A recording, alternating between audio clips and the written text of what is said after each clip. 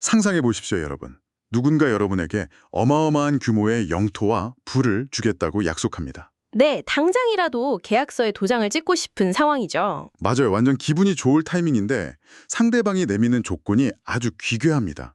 깔끔하게 인쇄된 종이 서류가 아니거든요. 오, 그럼 어떤 건가요? 피가 뚝뚝 떨어지는 반토막난 가축들의 사체를 들판 양옆으로 길게 늘어놓고 그 사이를 걸어가라고 지시하는 겁니다. 와, 상상만 해도 진짜 끔찍하네요. 그러니까요. 심지어 맹금류들이 죽은 고기를 파먹으려고 하늘을 빙빙 맴돌고 해가 질 때까지 아주 공포스러운 흑암 속에서 기다려야 하죠.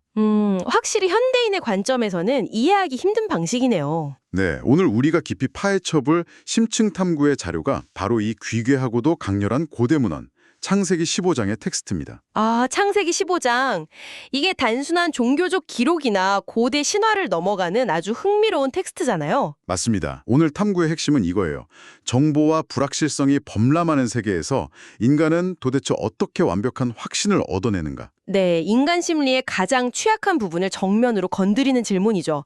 우리는 거대한 약속 앞에서 끊임없이 의심하거든요. 그렇죠. 당장 눈앞에 증명될 수 있는 물리적인 확신을 요구하잖아요. 맞아요. 그래서 이 오래된 서사 속에 숨겨진 기다림과 계약의 기제가 오늘날 우리에게 어떤 날카로운 통찰을 주는지 낱낱이 해부해 볼 겁니다. 좋습니다. 자, 거대한 신의 선언과 지극히 실용적인 인간의 의심이 강렬하게 충돌하는 첫 장면부터 한번 파헤쳐보죠. 네, 시작부터 아주 흥미롭죠. 텍스트를 보면 신, 즉 여호와가 환상 중에 아브라함에게 나타납니다. 그리고 두려워하지 말라, 나는 네 방패요, 너의 지극히 큰 상급이니라 이렇게 선언하죠. 엄청난 우주적 스케일의 선언이네요. 그러니까요. 근데 여기서 아브라함의 반응이 완전히 분위기를 깨버립니다. 감동받아서 울어야 할 타이밍 아닌가요? 보통은 그렇게 예상하죠. 근데 아브라함은 무엇을 내게 주시려 하나이까? 나는 자식이 없사오니 나의 상속자는 이 다메섹 사람 엘리에셀이니이다. 이렇게 아주 차갑게 받아칩니다. 아, 지극히 건조한 회계장부식 답변이네요. 근데 여기서 다메섹 사람 엘리에셀이 갑자기 등장하는 이유를 좀 볼 필요가 있어요. 네, 저도 이 부분이 참 뜬금없다고 생각했거든요. 이게 고대 근동의 법적 관습을 들여다보면 이해가 됩니다. 당시 누지문헌 같은 고대 기록을 보면요. 자식이 없는 족장이 취하는 조치가 있었어요. 그게 어떤 건가요? 자신이 가장 신이 많은 종을 양자로 입양해서 노후를 의탁하고 사후에 재산을 물려주는 법적 장치가 존재했거든요. 아, 그러니까 아브라함이 지금 맹목적으로 믿음이 부족해서 투정을 부린 게 아니군요. 맞아요.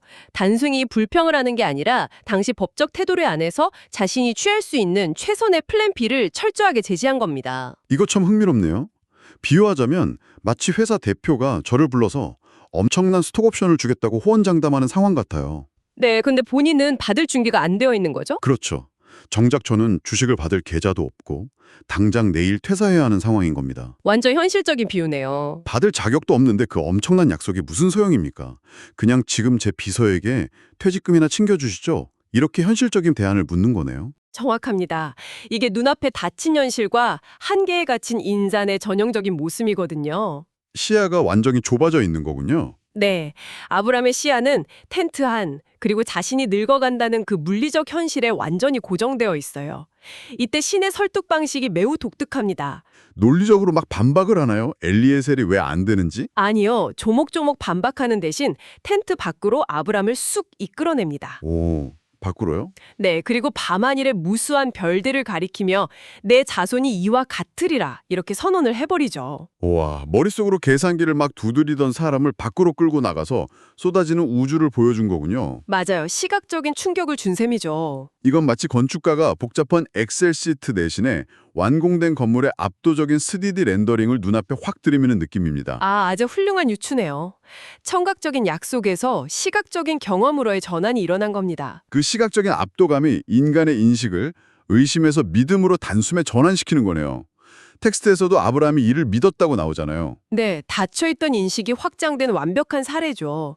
셀 수 없는 별을 세워보라는 건 유한한 인간이 무한한 우주의 창조자를 깨닫게 하는 고도의 심리적 장치거든요. 정말 감동적인 장면입니다. 근데 이 평화롭고 감동적인 우주적 깨달음이 그리 오래가진 않더라고요. 그렇긴 하죠. 바로 현실적인 문제가 튀어나오니까요. 네, 자손에 대한 낭만적인 아이디어를 마음으로 받아들이는 거랑 내가 두 발을 딛고 농사지을 물리적인 땅을 소유한다는 건 전혀 다른 문제잖아요. 맞습니다. 심리적 위안이랑 법적인 소유권 보장은 아예 별개의 영역이죠. 때는 갑자기 아주 귀귀한 방향으로 우리를 안내합니다. 고대 세계에서 가장 엄숙하고 절대적인 계약 의식이 여기서 등장하죠. 신이 아브람에게 3년 된 암소, 암염소, 숫지양, 그리고 산비둘기와 집비둘기 새끼를 가져오라고 지시합니다. 네, 그리고 아브라함의 행동이 묘사되는데 좀 끔찍합니다. 맞아요.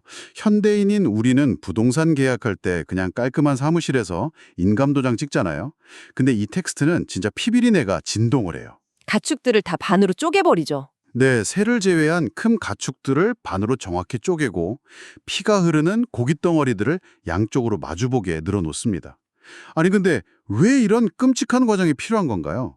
이게 고대 근동의 종주권 조약이라는 걸 이해하셔야 해요. 영어로는 Suzerain Vassal Treaty라고 하는데요. 아, 강한 자와 약한 자의 조약 같은 건가요? 맞습니다. 강력한 왕과 복종하는 약한 왕이 조약을 맺을 때 짐승을 반으로 갈라 양옆에 두고 그 사이 피를 밟으며 지나갔어요. 어우, 상상만 해도 좀 소름이 돋네요. 단순한 의식이 아니라 시각화된 자기저주거든요. 만약 내가 이 계약을 파기한다면 내 몸도 이 짐승들처럼 반으로 찢겨 죽을 것이다. 이런 맹세인 거죠. 와, 말 그대로 목숨을 담보로 한 맹세네요. 확실히 그 어떤 서류라 서명보다 무게감은 엄청 닿겠어요? 배신하면 이렇게 찢어 죽이겠다는 상호 간의 무서운 확증이니까요. 근데 여기서 상황이 뜻대로 안 흘러가잖아요. 짐승을 쪼개놨으면 신이 바로 나타나서 도장을 쾅 찍어야 할 텐데 아무 일도 안 일어납니다. 네, 텍스트가 의도적으로 긴장감을 확 끌어올리는 지점이죠. 오히려 피냄새를 맡고 솔개들, 그러니까 맹금류들이 죽은 고기를 노리고 날아듭니다. 아브람은 그걸 필사적으로 쫓아내야 했고요. 약속을 받아내는 과정이 결코 우아하거나 평탄하지 않다는 걸 노골적으로 보여줍니다. 진짜 극한의 육체 노동이네요. 네, 노인인 아브람이 큰 소와 양을 쪼개는 것 자체가 엄청난 노동인데 거기에 기약 없는 기다림이 더해집니다. 막대기 휘두르면서 새들 쫓아내고 땀 흘리고 진짜 처절하네요. 언약의 징표가 훼손되지 않도록 외부의 위협을 끊임없이 물리쳐야 했던 거죠. 확신을 얻기 위한 수고로움과 치열함이 고스란히 담긴 겁니다. 그렇군요. 근데 이 발구르고 막대기 휘두르던 육체적 피로감이 해가 지면서 완전 새로운 공포로 바뀝니다. 맞아요. 밤이 찾아오는 수준이 아니죠. 네, 해질 때 깊은 잠이 임하고 큰 흑암과 두려움이 그를 덮친다고 텍스트가 묘사하잖아요. 바로 이 어둠 속에서 진짜 세부 조항이 드러납니다. 모든 거대한 약속에는 필연적으로 감당해야 할 대가가 따르기 마련이거든요. 와, 저는 여기서 진짜 충격받았어요. 저라면 계약 물리고 싶었을 것 같아요. 어떤 조건 때문에 그러시죠? 신이 이렇게 말하잖아요. 내 자손이 이방에서 객이 되어 그들을 섬기겠고 그들은 400년 동안 내 자손을 괴롭히리니. 네, 무시무시한 선언이죠. 아니 별처럼 빛나는 후손을 주겠다고 해놓고 그 후손이 400년 동안 다른 나라의 노예가 된다니요. 청취자 여러분, 나라면 내 후손이 400년 고통받는 이 계약 감수할 수 있을까요? 진짜 받아들이기 힘든 조건이죠. 근데 여기서 우리는 텍스트가 가진 다차원적인 역사적 시야를 가야 합니다. 다차원적인 시야요? 네, 신의 계획이 아브람 한 사람의 단편적인 해피엔딩이 아니라는 거예요. 개인 차원에서는 평안히 장수하다 묻힐 거라고 안식을 약속받습니다. 네, 본인은 평안하게 죽는다고 하더라고요. 하지만 거대한 역사의 톱니바퀴 속에서 그의 후손들은 수백 년의 억압이라는 재련 과정을 거쳐야만 국가적 규모로 탄생할 수 있다는 청사진인 거죠. 아니 근데 왜 하필 400년이나 필요한 건가요? 민족을 굳이 그렇게 오래 괴롭힐 이유가 있나요? 그 해답이 16절에 아주 명확히 나옵니다. 아모리족 속의 죄악이 아직 가득 차지 아니함이니라 이렇게 나오거든요. 아모리 족속이요. 지금 가나안 땅에 살고 있는 사람들이요? 맞습니다. 이 짧은 구절이 엄청난 무게를 지녀요. 신이 아브람을 선택했다고 해서 기존 거주민인 아모리 족속을 아무 명분 없이 당장 쫓아내지 않겠다는 겁니다. 아, 완전 이해가 갑니다. 나의 축복이 실현되는 타이밍이랑 타인에 대한 심판의 타이밍이 톱니바퀴처럼 맞물려 있는 거군요. 정확합니다. 고도의 윤리적 안배죠. 현재 거주민들이 도덕적 임계점을 넘기 전까지는 땅을 강제로 뺏지 않겠다.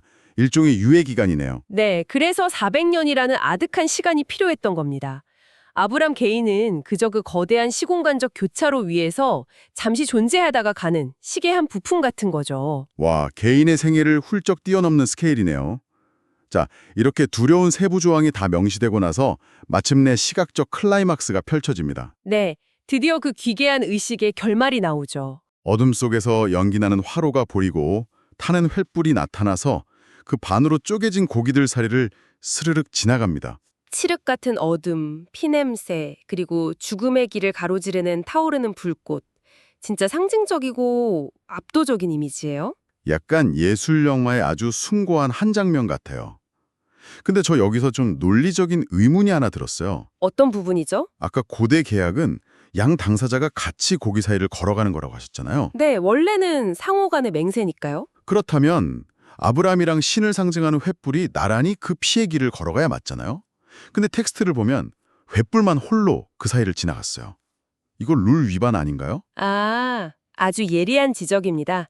그 지점이 바로 창세기 15장이 고대의 다른 계약 문헌들과 완벽하게 갈라지는 파격적인 차별점이에요. 아, 의도된 파격인가요? 네, 철저한 일방성입니다. 양측이 지나가야 할 죽음의 길을 신적 존재만 홀로 지나갔잖아요. 그렇죠. 아브라함은 그냥 지켜보고만 있었고요. 이건 인간 측에서 언약을 파괴하고 실패하더라도 그에 대한 죽음의 대가와 책임을 오롯이 신 스스로가 전적으로 짊어지겠다는 무서운 선언입니다. 와, 소름이네요. 인간의 연약함이나 실패 가능성을 아예 계산해서 빼버린 거네요. 맞아요. 인간의 변덕에 기대지 않겠다는 거죠. 넌 어차피 실패하겠지만 내가 목숨을 걸고 이 약속을 완성하겠다. 이런 의미군요. 신적 권위 스스로가 파기 불가능한 절대적 맹세를 해버린 겁니다. 그리고 이때 선언되는 영토의 스케일도 보세요. 애국강에서부터 큰 강 유브라데까지. 당시 지리적 관점에서는 거의 세계 전체 아닌가요? 상상 초일의 영토죠. 게다가 영토를 차지하고 있는 족속들 이름이 막 랩하듯이 쏟아지더라고요. 겐, 그니스, 감몬, 헷, 브리스, 르바, 아모리 등등 무려 10개 민족입니다. 맞아요. 아주 구체적인 목록이죠. 이 대비가 너무 기가 막힙니다. 텐트 안에서 자식 없다고 한숨 쉬던 노인에게 당대 중동을 호령하던 민족들의 거대한 영토를 통째로 주겠다는 거잖아요. 가장 다치고 절망적인 현실 위에 가장 거대하고 우주적인 약속이 덮이는 아주 극적인 순간인 겁니다. 자, 그렇다면 이제 텍스트를 덮고 우리의 현실로 좀 돌아와 보겠습니다. 이 수천 년 전의 귀괴한 의식과 타오르는 횃불, 이게 우리에게 어떤 메시지를 던지는 걸까요? 현대 사회를 살아가는 우리 삶에 적용해 볼 여지가 아주 많죠.